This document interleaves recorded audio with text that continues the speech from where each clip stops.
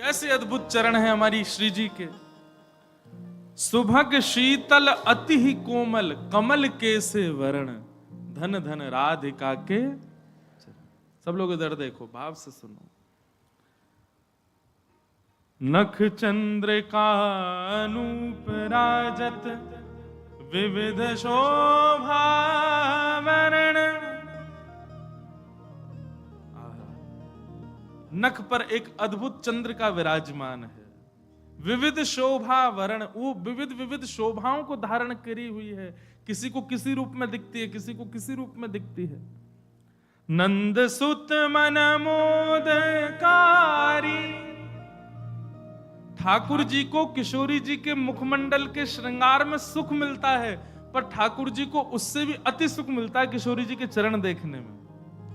मतलब हमारे गिरधर लाल जी सदा ऐसे ही रहते हैं, नीचे ही नजर रहती है उनकी। क्यों? बोले जब गिरिराज धारण किए तो सामने किशोरी जी खड़ी है, तो किशोरी जी के मुख को नहीं, किशोरी जी के श्री चरणन को देख रहे हैं ठाकुर जी, और नित्य दृष्टि वहीं रखते हैं।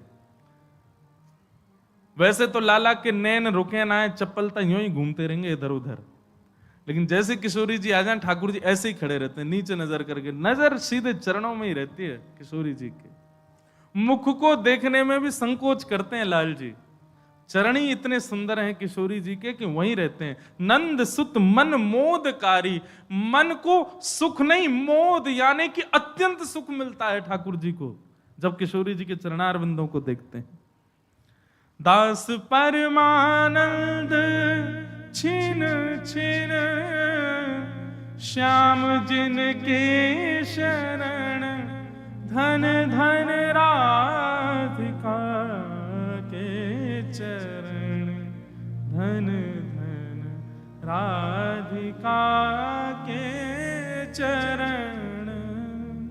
तो किशोरी जी का अभिषेक करने के बाद, भोग लगाने के बाद, आरती करने के बाद सहस्त्र कमलों से गोपाल सहस्त्र नाम पाठ करके किशोरी जी को चढ़ाओ।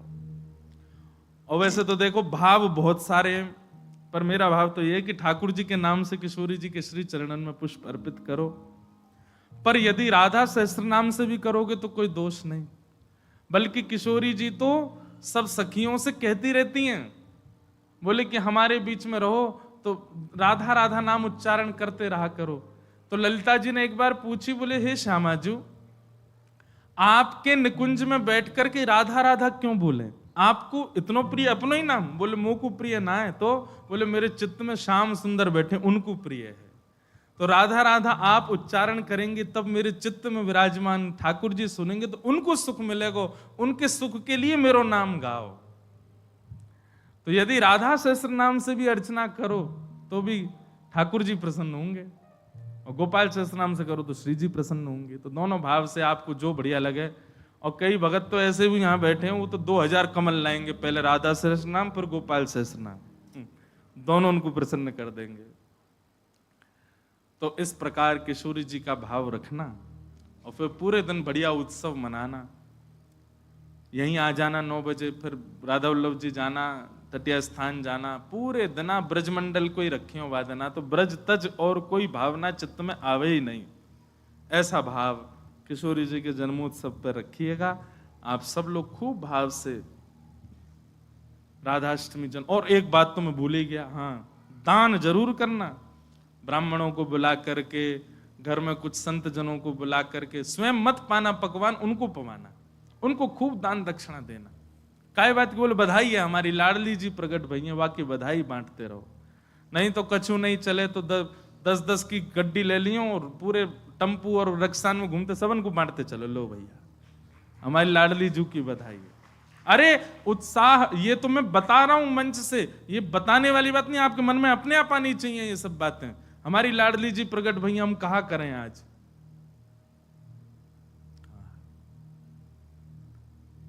सब मत हैं हमारे शास्त्रों में कि भैया ठाकुर जी से 1 वर्ष बड़ी हैं लाडली जी। कई भाव ऐसे बताए जाएं कि 1 साल बड़ी हैं, और कई भाव ऐसे बताए जाएं 15 दिन छोटी हैं। पर अधिकतर ब्रजवासी 15 दिन छोटी वारो भाव ही माने। लाडली जी नेक छोटी हैं, लाडली ठाकुर जी सो। क्योंकि हमने जब राधा रसामृत कथा करी नागपुर में, 2 बार कर चुके, वह कथा को तो सुख ही अलग है। कभी कभी मैं भी सुनता हूं, इतना आनंद मिलता है, सुख मिलता है किशोरी जी के चरित्र में। तो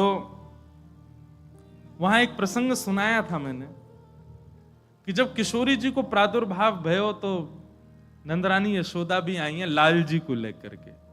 तो उससे ये बात प्रमाणित होती है कि ठाकुर जी को जन्म पहले भयो है, 15 दिन बाद किशोरी जी भई हैं।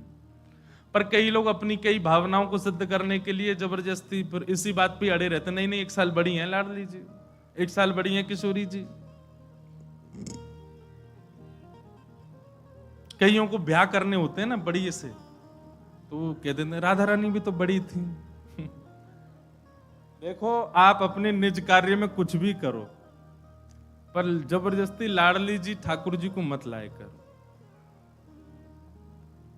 आजकल हमारा मन थोड़ा सा एक बात से और व्यथित है। वैसे तो मैं विवाद में कभी बोलता ही नहीं, कितनी सारी चीजें हुई, अब लोग ये भी कहेंगे क्यों नहीं बोलते, आपको बोलना चाहिए। पर हमें एक बात पता है कि विवाद में पड़ने से वो हल नहीं होने वाली है, इसलिए हम ज्यादा पढ़ते ही नहीं उसमें। पर अभी हमारे पीछे कई लोगों ने फोन भी किया, कई लोग बोले भी, बोले महाराज जी आपको बोलना चाहिए, बोलिए बोलिए।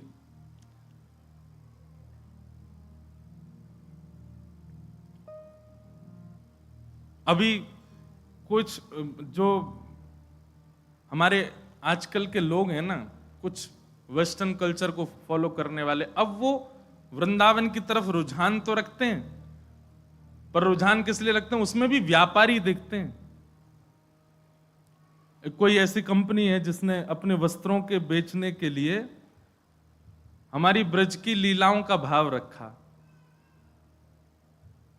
एक विचार करो मन में, हरिराम व्यास जी की एक पंक्ति में लगभग हर कथा में गाता हूं, और उस पंक्ति में एक बात हरिराम व्यास जी कहते हैं, जहां श्री राधा चरण रेणु की कमला लेत बलैया।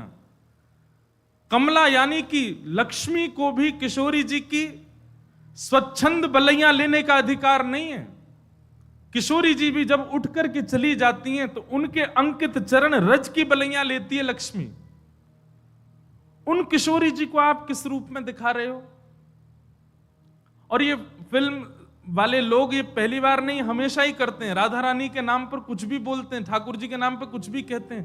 पाप नहीं, ये महापाप की श्रेणी में आता है। असंख्य गौ हत्या का पाप लगेगा इन सब कार्यों को करने से, असंख्य ब्रह्म हत्या का पाप लगेगा ठाकुर जी की लीलाओं को छेड़ने से। हमारे वृंदावन में कितने कितने कितने भाव से किशोरी जी की सेवा। बिहारी जी विराज रहे हैं, किशोरी जी कहां है? गादी जी के रूप में ऊपर से घूंघट करके विराज रही हैं। राधा वल्लभ जी में चूड़ामणि के रूप में विराजमान है, घूंघट करके विराज रही हैं। राधा वल्लभ श्री राधा रमण जी में नाम रूप से विराजमान है, चूड़ामणि घूंघट करके विराज रही हैं। जहां किशोरी जी के दर्शन का अधिकार मुझको और आप सबको नहीं है, वहां किशोरी जी को किसी को भी किसी प्रकार के वस्त्र धारण करा करके आप स्वरूप प्रकट कर दो, ये अच्छा तो नहीं। और केवल वैसे तो कभी लीला सुनी नहीं, वैसे तो कभी कथा सुनी नहीं, वैसे तो वृंदावन भी नहीं आए हैं कभी, किशोरी को जाना नहीं, सखियों को जाना नहीं। उनसे पूछ लिया जाए कि अष्ट सखियों के नाम ही बता दो, नहीं जानते। अष्ट सखाओं के नाम ही बता, केवल अपने व्यापार को बढ़ाने के लिए किशोरी जी और ठाकुर जी के भावों को ले रहे हैं। किशोरी जी और ठाकुर जी तो बड़े दयालु हैं, बड़े कृपालु हैं, कुछ नहीं कहेंगे। पर ये जो अष्ट सखियां हैं ना, और ये इनके चरणों के सदा दास बने हुए जो नक्षत्र आदि हैं, किसी दिन ये कुंपित हो गए, ऐसे मुंह के बल गिरेंगे कि उठ नहीं पाएगा कोई।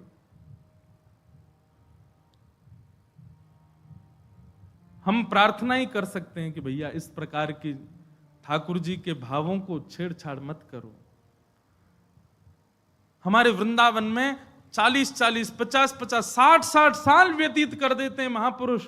मधुकरी पाते हैं, यमुना जल में स्नान करते हैं, सर्दी गर्मी कुछ भी हो फिर भी भोर में मंगला करने के लिए जाते हैं। इतना शुद्ध भाव ठाकुर जी और किशोरी जी के प्रति रखते हैं तब भी जाकर के राधा तत्व को पहचान नहीं पाते। और आप लोग कभी कथा नहीं सुनते, कभी लीलाएं नहीं जानते, कभी वृंदावन नहीं आए और सीधे केवल अपनी वस्तुओं को बेचने के लिए ठाकुर जी का आश्रय लेते हैं। जितने भी युवा श्री किशोरी जी के आश्रित हैं, जितने भी युवा वृंदावन से जुड़े हैं, बड़े बूढ़ों को हम तंग नहीं कर रहे, युवाओं से कह रहे हैं, जितने भी युवा वृंदावन से जुड़े हैं, जितने भी वृंदावन के भाव से जुड़े हैं, वृंदावन का प्रसाद एक बार भी जिह्वा पर धारण किया है, किशोरी जी का नाम उच्चारण करते हैं, उर्धपुंड ब्रजरज अपने माथे से लगाते हैं, सब लोगों से हमारी प्रार्थना, आपका नाम जप, आपका व्रत, आपकी एकादशी, आपका वृंदावन आगमन सब व्यर्थ हो जाएगा यदि इसका विरोध नहीं किया तो। किशोरी जी के भाव में सब लोग आगे आइए।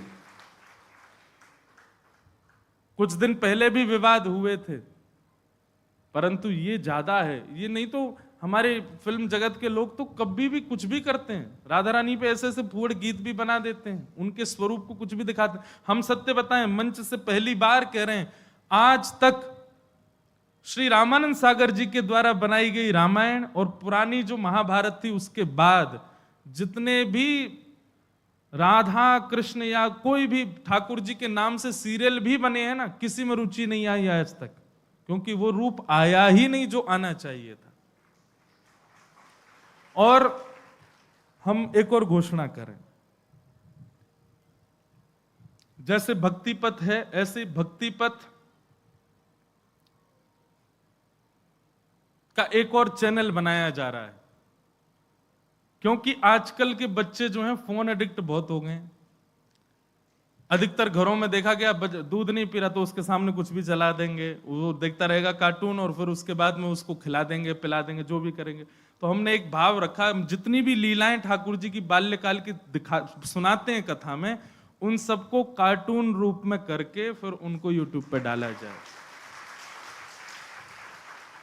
अब क्या दिखाना है बालक को, नहीं दूध पीवे तो सूरदास जी का पद हम गा रहे हैं, उसकी व्याख्या कर रहे हैं। ठाकुर जी चोटी पकड़ के कह रहे हैं, कबहू बढ़ेगी चोटी मैया मोरी, किते बरस मोए दूध पिबत भय, ये अजहू है छोटी। अब इसका ढूंढ रहे हैं, कोई मिले हमको एनिमेशन वाला अच्छा, बहुत जल्दी, अगर राधाष्टमी तक भी लगे हैं, कोई मिल जाएगा तो जल्दी। जी जितनी लीलाएं ठाकुर जी की बाल लीलाएं सुनाते हैं, किशोरी जी की बाल लीलाएं सुनाते हैं, और फिर वो शुरू होगा काम तो फिर और ज्यादा लीला सुनाएंगे। उन लीलाओं को बालकों के लिए कार्टून उसका बनवा करके फिर डलवाएंगे। दिखाओ बच्चों, दिखाना ही है फोन तो वो दिखाओ। इस भाव से कम भोजन भी करेंगे, रोएंगे भी नहीं, और ठाकुर जी की लीला भी सुनेंगे। तो उनका फोन का जो एडिक्शन है वह भी एक सद्भाव में परिवर्तित होगा। तो हम तो प्रयास कर रहे हैं अपनी तरफ से जितना हो सके। आज इतने युवा बात मानते हैं, एक बार कुछ भी कहते हैं फॉलो करते हैं तुरंत। सब युवाओं से प्रार्थना है, आप सबके पास बल है, आप सभी किसी को सपोर्ट करते हैं तो वो कुछ बनता है, और आप सभी किसी को गिराते हैं तो वो गिर जाता है। कम से कम दुनिया को कुछ भी करने दो, ठाकुर जी की लीला, ठाकुर जी के भाव, ठाकुर जी के स्वरूप को यदि कोई इस प्रकार से दिखावे तो उसके आगे हाथ भी नहीं जोड़ने, उससे प्रार्थना भी नहीं करनी, उससे जिज्ञासा भी नहीं करनी, सीधा उसको नीचे गिर दो, नहीं तो हमारा नाम जब साधन सब व्यर्थ हो जाएगा। इसलिए भैया आप सब युवा जागृत होइए, इस विषय पर थोड़ा ध्यान दीजिए। कुछ दिनों के अंदर अगर ये नहीं समाप्त होता है तो फिर इसके लिए कुछ और नियम कड़े वृंदावन से उठाए जाएंगे, किया जाएगा कुछ ना कुछ, क्योंकि ये स्वीकार तो नहीं किया जाएगा लंबे समय तक।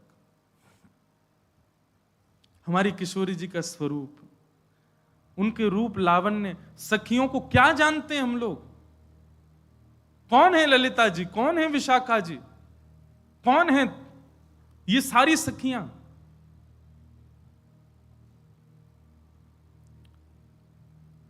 ये सब ऋषि मुनि महर्षि ना जाने कितने वर्षों की तपस्या करते हैं, तब जाकर के इन स्वरूपों में आकर के ठाकुर जी के साथ विहार कर रहे हैं। इसीलिए भय लगता है अधिकतर ठाकुर जी की रास लीलाओं को मंच से बोलने में। क्यों? क्योंकि हम लोग इस प्रकार की छवि बना लेते हैं। जिन किशोरी जी का रूप देख करके, अरे जिन किशोरी जी के नख चंद्रिका को देख करके मानव के चित्त से भयंकर रोग काम नष्ट हो जाता है, उन सखियों को आप उस रूप में दिखा रहे हो। इसीलिए तो हमारे यहां की रसोपासना को बार बार आचार्यों ने कहा, इसको गोपनीय रखो, इसको गोपनीय रखो, इसको गोपनीय रखो, इसको सबके सामने मत बोलो। संसार के लोग बड़े विचित्र हैं, ये किसी भी रूप में दिखा सकते हैं, किसी भी रूप में चिंतन कर सकते हैं। हम भी कभी कभी बोलते हैं कथा में, लेकिन भय लगता है। अब तो ऐसा मन में सच में कल से ये भावना आ रही है कि निकुंज की उपासना के विषय में अब चर्चा मैं भी कम ही करूं कथा में, और निकुंज की चर्चा करें भी तो सीमित लोगों में करें, और सीमित लोगों में भी करें तो उसका कोई टेलीकास्ट ना करवाएं, क्योंकि लोग तो कुछ भी समझ लेते हैं बातों को।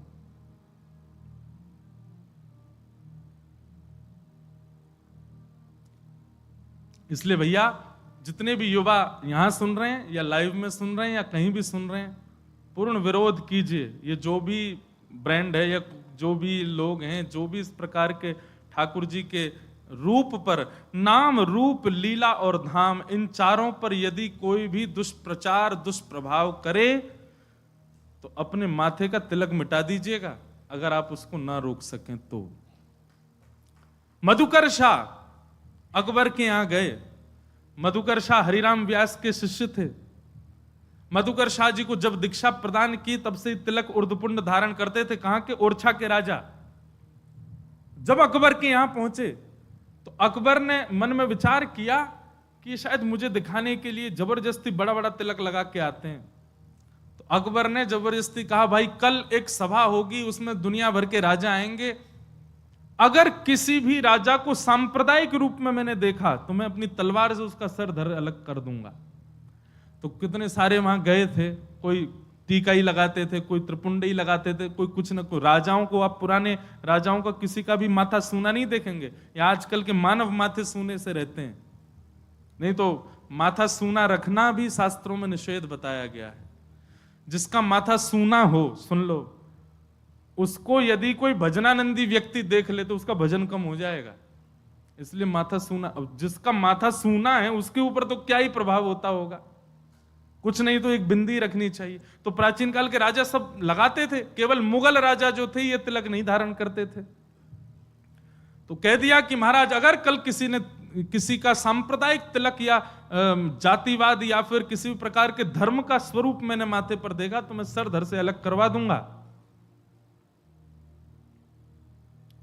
डर के मारे कई राजाओं ने अपना तिलक उतार दिया। दूसरे दिन सभा में बिल्कुल महाराज साफ माथे से आए, लेकिन मधुकर शाह और दिन से भी भारी और मोटा तिलक लगा के आए। जैसे ही आए तो राजा ने भी स्पष्ट मधुकर शाह को नहीं कहा, बोले मुझे कुछ लोग दिख रहे हैं तिलक धारण करके आए हैं, मैं तलवार निकाल करके उनका सर धर से अलग कर दूंगा, उससे पहले समय दे रहा हूं, जाकर के जल से अपना माथा धो के आओ। मधुकर शाह ने भी अपनी तलवार निकाली, बोले कि जब तक तिलक मस्तक पर है तब तक तो तेरी तलवार मेरा गर्दन छू नहीं सकती, तिलक मिटने के बाद तेरी तलवार जरूर मेरे गले तक आ जाएगी। तो राजा भूल जाना कि तुम मेरा गला सर धर से अलग कर दोगे।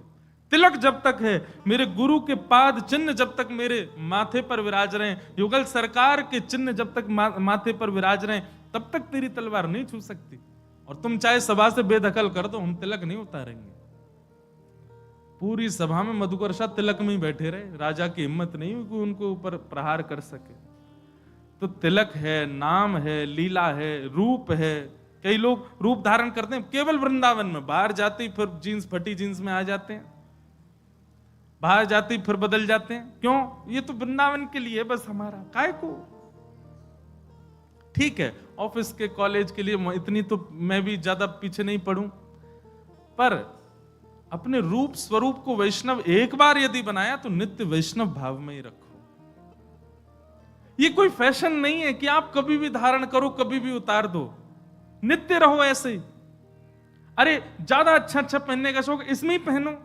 लेकिन रहो ऐसे ही।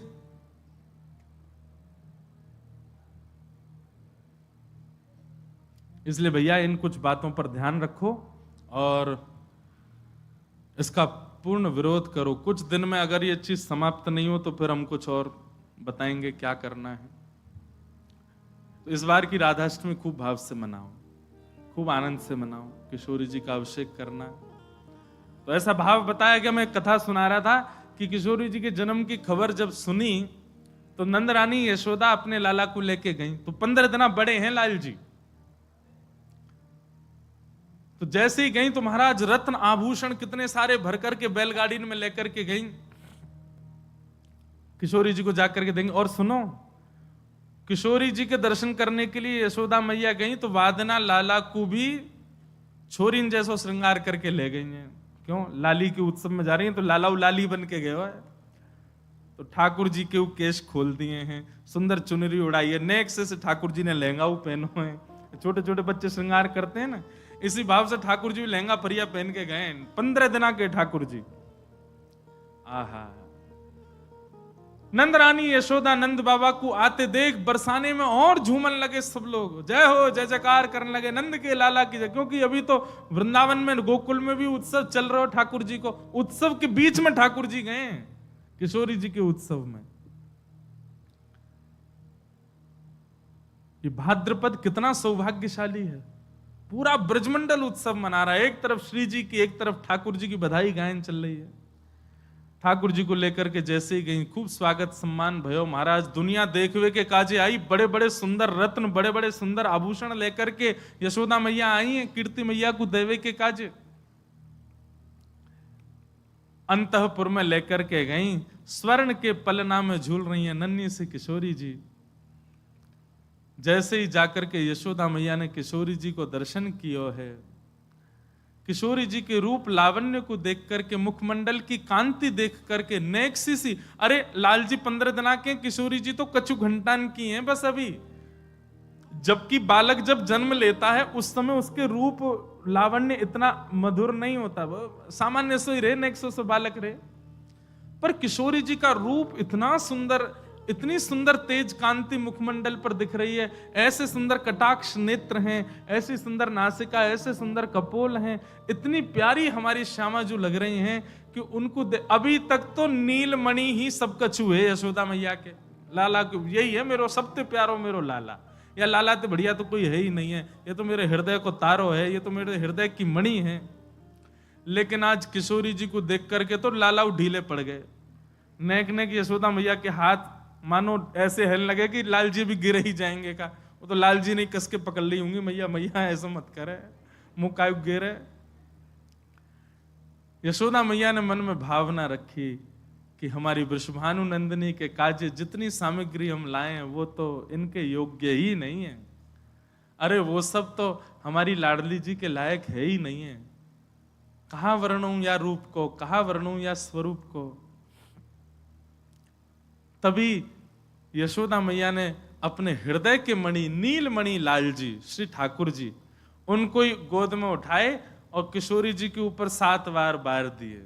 और वही बार करके महाराज अपने ठाकुर जी ही श्री किशोरी जी के चरणन में पधरा दिए। बोले यही सबसे सुंदर उपहार है कि हमारो लाला ही नित्य किशोरी जी के चरणन में विराजे, चरणन में पधरा दी। कई हमारे नाथ द्वारा के कई निकुंज उपासना के चित्र हैं ऐसे कि श्री किशोरी जी पलना में पौड़ी और ठाकुर जी चरणन में पौड़े हुए हैं। कौन? बोले यशोदा मैया ने न्योछावर कर दी अपने लाला। और न्योछावर करके महाराज यशोदा जी तो नाचने लगी, आनंद करने लगी। तभी सब सखीन में आपस में अरे राम जी कहा भयो। बोले यशोदा मैया के 80 बरस बाद लाला भयो और लाला ला करके भेंट में दे दियो किशोरी जी को। अब कहां होएगो। लेकिन नंद बाबा यशोदा तो आनंद में हैं, खूब भर गए, भेंट कर दी है किशोरी जी को ही। तभी कीर्ति मैया के मन में आयो कि मेरे लाली भैया एक लाला लाली हैवे को कहा सुख होवे, ये मैं जानू। ये तो प्रेम बस में है करके, प्रेम भाव में आकर के इनने लाला न्योछावर कर दियो। तभी कीर्ति मैया ने यशोदा जी को हाथ पकड़ो, बोले आपने बड़ी अद्भुत भेंट प्रदान करी, नीलमणि हमारी लाडली जी को प्रदान कियो, हमारी लाली को प्रदान कियो, अब बधाई तो ले जाओ। तो बोले कहा, तो बधाई के रूप में लाला लाली दोनों ही दे दिए यशोदा जी को, लो ये बधाई है। जे दोनों ऐसे युगल बने रहें, इन दोनों में कभी भेद नहीं आवे, ये दोनों एक दूसरे के पूरक बने रहे, बधाई के रूप में लाला लाली दोनों दे दिए। बताओ, अब यशोदा मैया बोली अब ये दोनों एक है गए, बधाई हमको मिल गई, अब इन दोनों एक है वे की भेंट ले लो, दोनों उनको तुम्हें दे दें। यशोदा मैया कीर्ति मैया बोली जय चलते रहेगो। तो भैया ये हमारे ब्रज की उपासना के भाव हैं। गर्ग संहिता, पद्म पुराण, ब्रह्म वैवर्त पुराण आदियों में किशोरी जी की लीलाएं बड़ी अद्भुत रूप से बताई गई। पर वेदव्यास जी जानते थे हम लोगों की संकीर्ण बुद्धि को, वेदव्यास जी जानते थे हम लोगों की बुद्धि कितनी दूषित होने वाली है।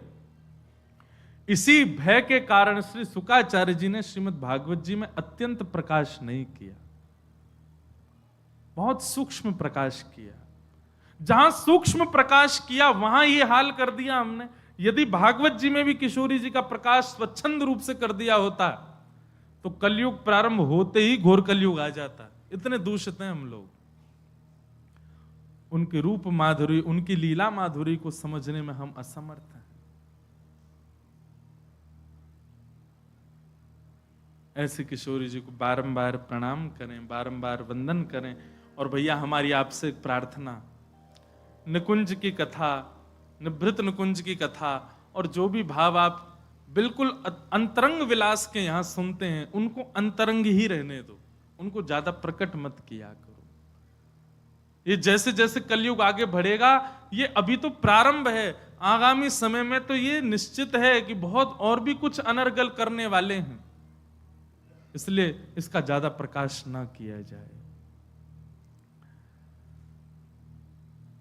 लाल जी समस्त ब्रजवासियों के साथ वृंदावन आ गए और वृंदावन में आकर के ठाकुर जी विराजमान हुए हैं। वनम वृंदावनम नाम पशव्यम नवकाननम, गोप गोपी गवाम सेव्यम पुण्याद्रि तृणवेरुधम। वृंदावन सामान्य नहीं है बंधु, साधारण नहीं है।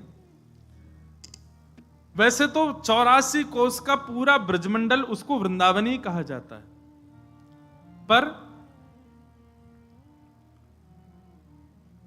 वृंदावन की पहचान दो बातों से है। वृंदावन के एक छोर में श्री गिरिराज जी और दूसरे छोर में यमुना जी, इसके बीच का पूरा जो भाव है, गिरिराज जी से सीधे चलो जमुना जी तक, पूरा वृंदावन ही मानो जाए। पहले गिरिराज जी जो थे वे काफी विशाल रूप में थे, वो तिल भर रोज भीतर जा रहे हैं, तो अब सूक्ष्म भाव से हमको दर्शन दे रहे हैं। नहीं तो गिरिराज जी यहीं तक है महाराज, गिरिराज जी की छाया वृंदावन पे पड़ो करती, इतने विशाल गिरिराज जी है पहले।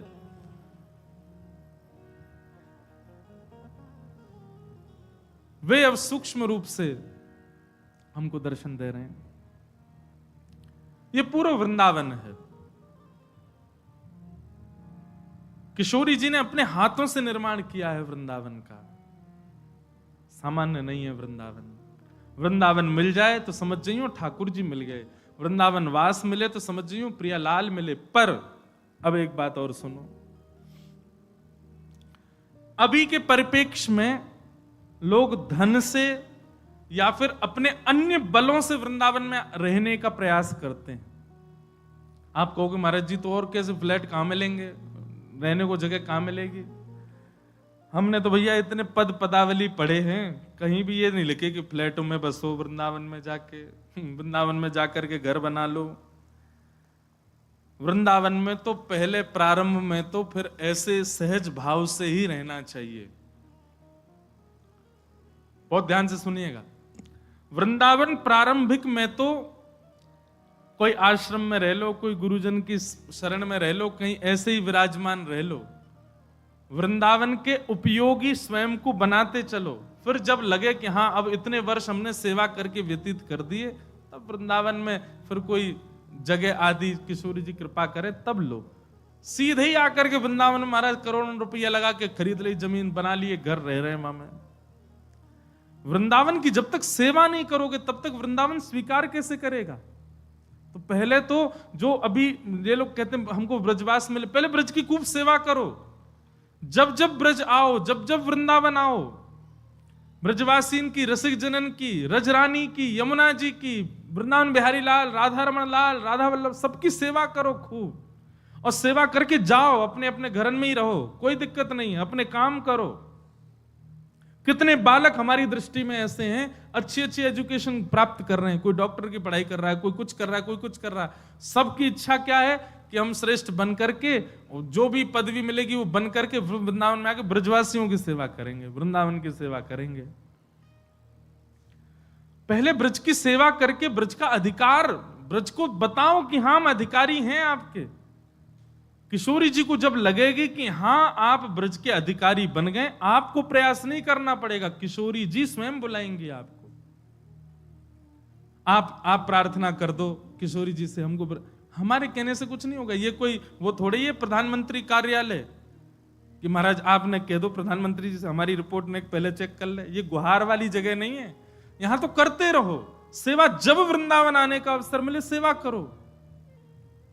पड़े रहूं कुंजन के कोने, श्याम राधिका गाऊं, किशोरी तेरे चरणन की रज पाऊं।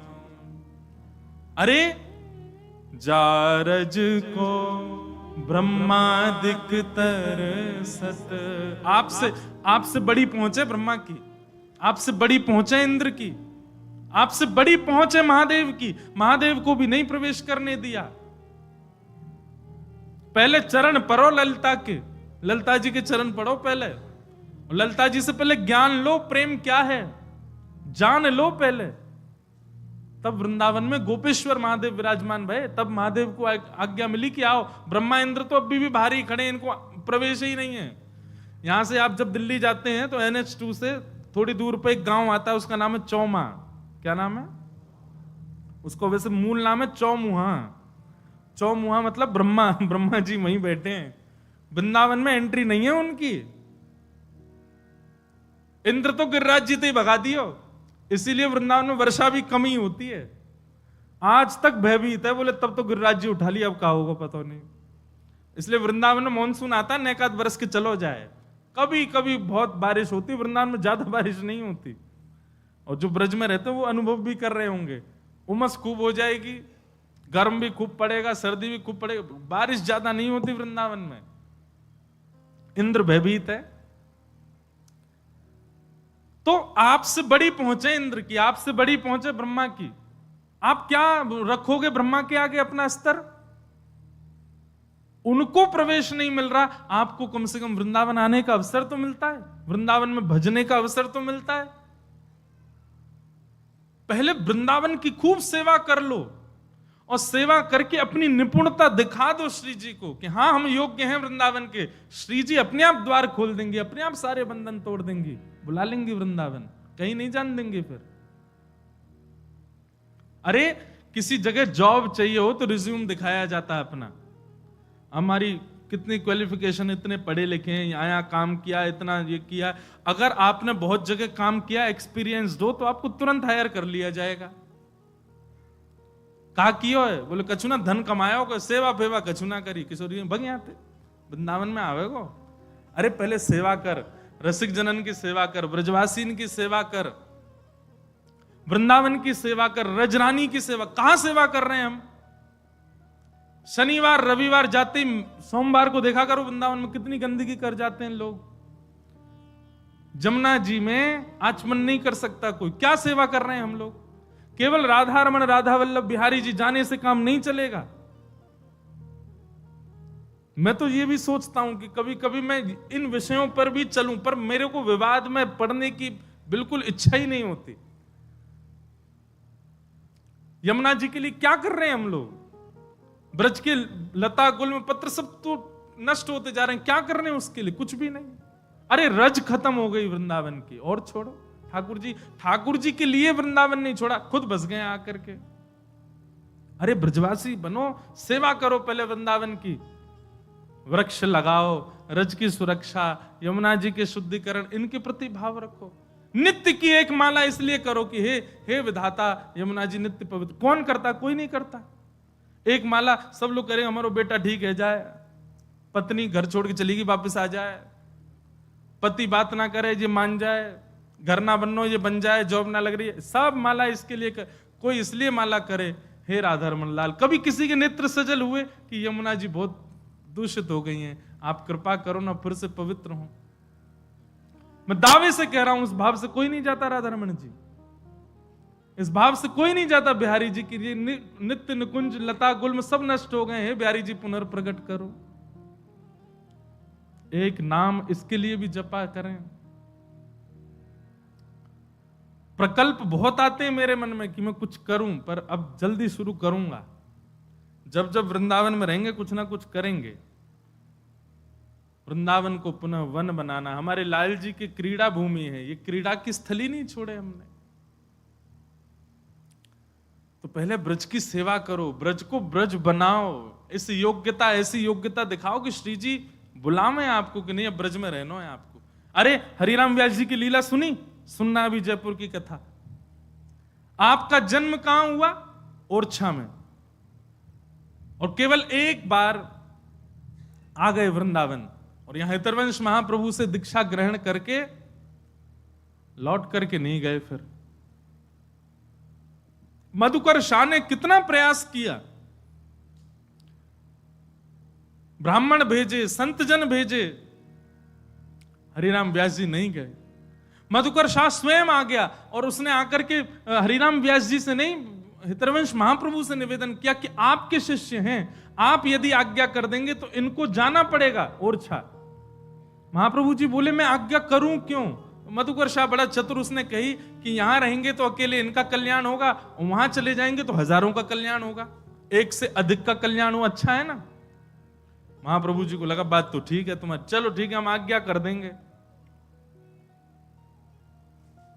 और जैसे ही महाप्रभु जी ने कहा हम आज्ञा कर देंगे, उस समय हरिराम व्यास जी निधिवन में थे, और निधिवन में बस हमारे श्री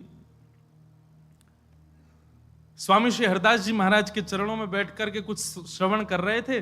तभी समय हुआ तो प्रणाम करके वहां से जैसे निकलने लगे, निकलते समय किसी व्यक्ति ने मार्ग में ही बता दिया, बोले आज तुम राधा वल्लभ जी मंदिर मत चले जाना। बोले क्यों? मधुकर शाह आया, बोले आने दो, वो तो ऐसे घूमता रहता, मुझको ले जाना चाह रहा है वापस ओरछा। बोले नहीं वो आपको ले जा, उसने तो दूसरा ब्रह्मास्त्र छोड़ा। बोले क्या? बोले उसने हितरवंश महाप्रभु जी से कह दिया है कि आप आज्ञा करो। हरिराम व्यास जी बोले गुरुजी ने हामी तो नहीं भर दी? बोले गुरुजी ढूंढ रहे हैं तुमको कि तुम जाओ तो वो तुमको आज्ञा कर दें कि भाई तुम चले जाओ ओरछा, और गुरु आज्ञा तो आपको माननी पड़ेगी।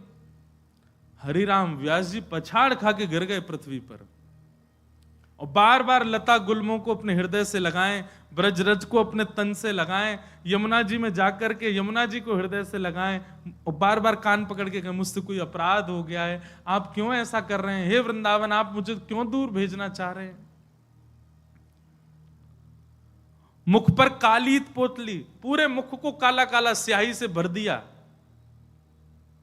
अब लोग तो बहुत बड़ी बड़ी बात, कोई संत कह रहे बोले गधा पे बैठ गए और बैठ करके वृंदावन में डोलन लगे। किसी ने कही क्या कर रहे हो? बोले वृंदावन छोड़ के जाने वाले की यही गति होनी चाहिए, किसी को मुख मत दिखाओ और ऐसी स्थिति में ही रहना चाहिए। तब उनका एक पद है श्री हरिराम व्यास जी को। हरिराम व्यास जी थोड़े से सीधे बोलते थे,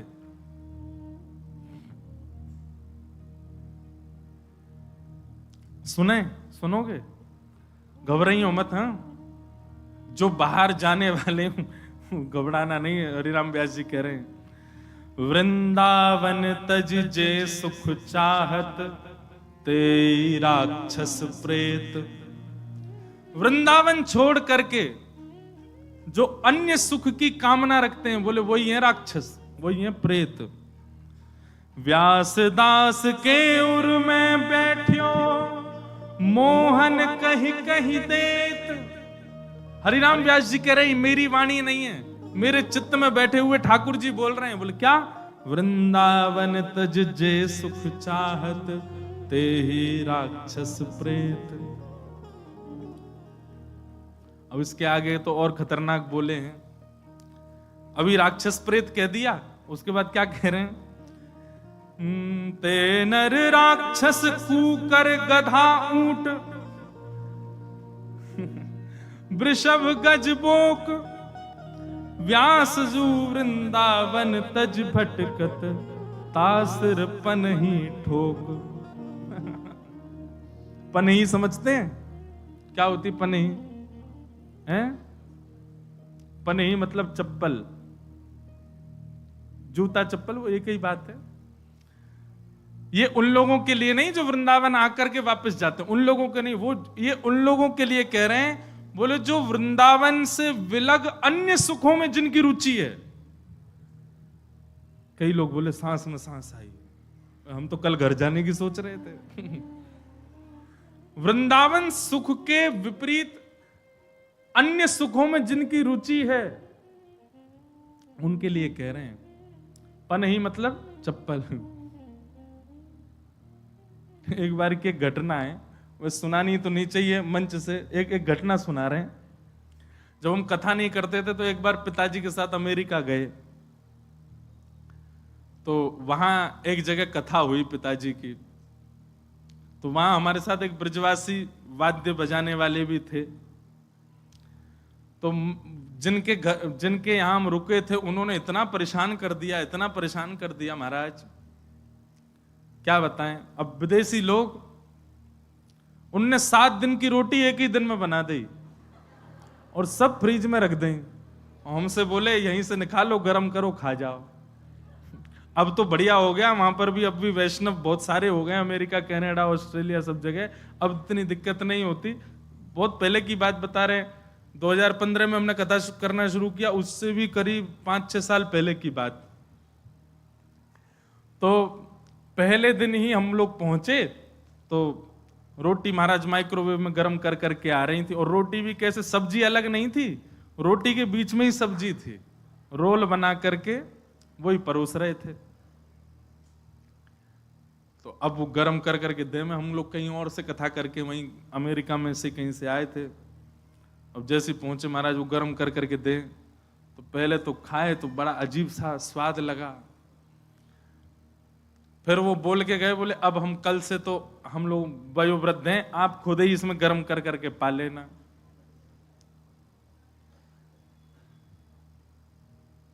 दूध भी लाते तो उसमें पानी भर के धर देते, वो ज्यादा दूध नहीं पी जाएं। रात में हम लोग सोने जाते, एसी बंद कर देते, अब पसीना में नहा रहे हैं भैया, वहां पर पंखे होते नहीं, एसी होता है। इतने परेशान कर दिए, और भी बहुत कुछ हुआ, सब थोड़ी बताएंगे। वहां पे क्या होता है कि अंदर ही गीजर होते हैं, वहां ठंडे पानी से तो नहाने का कोई 12 महीना गर्म से ही नहाओ, ठंड रहता है थोड़ी सी। गीजर बंद कर देते, बेचारे नहाते नहाते चिल्ड पानी आता, ठिठर जाते। तो हम और पिताजी तो ठीक थे, पिताजी की तो हम लोग सेवा करते थे, व्यवस्था कर दी थी बढ़िया। और शहर का नाम लूंगा तो वो पहचान जाएंगे, इसलिए मैं शहर का नाम भी नहीं बता रहा। तो वो तबला वाले जो भैया गए थे हमारे संग ब्रजवासी, वो बड़े परेशान हो गए। अंतिम दिन क्या हुआ, सबका सम्मान किया जा रहा था, व्यास जी का किया, हम पिताजी के संग गाने पे गए थे, तो हम कोरस वाले, हमारा भी सम्मान हुआ। और सबको सम्मान के बाद 2 शब्द बोलने माइक पे, पिताजी भी बोले, पिताजी तो बोल ही रहे थे, कथा कर रहे थे, हमको हमारा सम्मान, हमने भी मैं बहुत अच्छा लगा, आप लोगों ने बुलाया, सब बहुत बढ़िया रहा, ये बोले, जाना तो है। जब आई उनकी बारी, तो वो मंच पे आए, फिर उनका सम्मान हो गया। तो बोले, जो जिनके यहाँ रुके थे उनका नाम लेके बोले, आपको तो हम चाहेंगे कि आप वृंदावन आओ। तो वो नीचे से बोले, वृंदावन में हमको संतों से मिलवाओ, हाँ सबकी पनहियां खपवाएंगे तुमको। तो जैसे अभी आपने ताली बजाई, ऐसे सबने ताली बजाई, वाह वाह, इनको पनहियां मिलेंगी। अब हम और पिताजी तो एक दूसरे को देखें, तो वो उनसे उन्होंने ही बोला, पनहिया का मतलब जानते? बोले नहीं नहीं नहीं, बोल पनहिया रोटी होती है, एक विचित्र प्रकार की रोटी। आपको बोले 2-2 दिलवाना, 2-2। बोला हाँ 2-2 ही दिलवाएंगे तुमको। तो ऐसी अद्भुत लीला।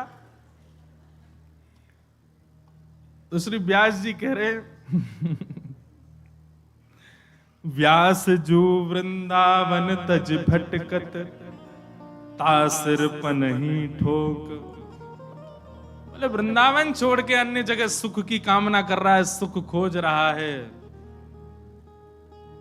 बाकी सिर पे तो पनही पड़नी चाहिए। अरे वृंदावन मिल गो, वृंदावन यदि एक बार भी प्रिय लग गया हो, हमारे राधा रमन जी नेक सुंदर लग गए हो, राधा वल्लभ जी में नेक मन लग गए हो, बिहारी जी के मंगला में महाराज बिहारी जी के बंगला में मन झूम गए हो, समझ जाइयो तुम वृंदावन के नेक करीब आ गए। बस अब और कहीं मत जाओ, वृंदावन के ही है जाओ। वृंदावन को भजो, वृंदावन को रटो, वृंदावन में रहो, रहो चाहे कहीं भी, तन में सदा मन में सदा वृंदावन रहे। आहा, वृंदावन सदा हृदय में रहे। हरिराम व्यास जी का ही एक और पद है, हरिराम व्यास जी कहते हैं,